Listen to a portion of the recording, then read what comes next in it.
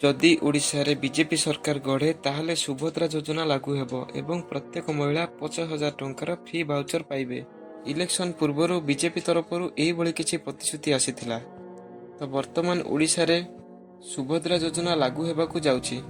चलंतु जानिबा एही योजना कोन, केउ माने अप्लाई करि पारिबे, ऑनलाइन बा ऑफलाइन रे हबो, सेति पई कोन कोन डॉक्यूमेंट दरकार, किभଳି एही टंका आपण माने पाई परिबे।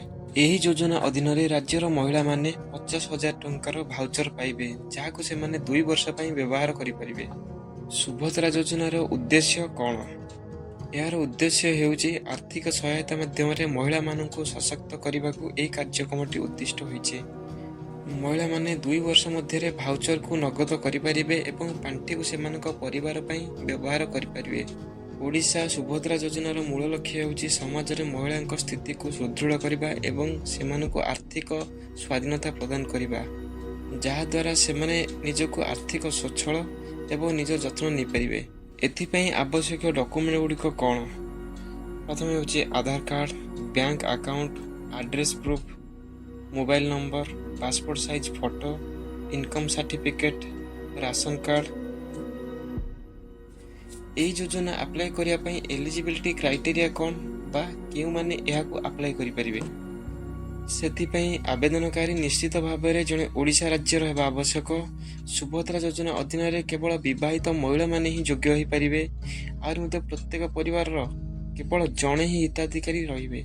एही सुविधा केवल महिला विवाहित महिला मानक पई उपलब्ध। अविवाहित महिला एथि पई योग्य नुहंती। महिलांक बयस 23 वर्ष रु 59 वर्ष बयस मध्य हेबा उचित।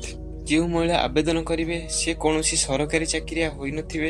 एही योजनार बेनिफिट केवल गोटे फैमिली रो जणे महिला ही पाई परिबे। एही ऋण नीतिर सुविधा गोटे परिवार रो जणे महिला को ही दिया जिवो। एही व्यवस्था अंतर्गत लाभ अंगनवाड़ी कर्मी को मध्य मिल परिबो।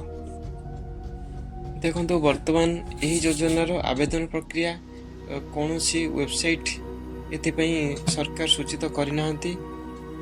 देखंतु वर्तमान सरकार कोनोसी निर्दिष्ट वेबसाइट ऑफिशियल वेबसाइट घोषणा करिनाहंती। तो वर्तमान फॉर्म पूरण करि हेबो नाही। ऑफिशियल वेबसाइट आसिला पोरे आपण माने याकू अप्लाई करि परिबे।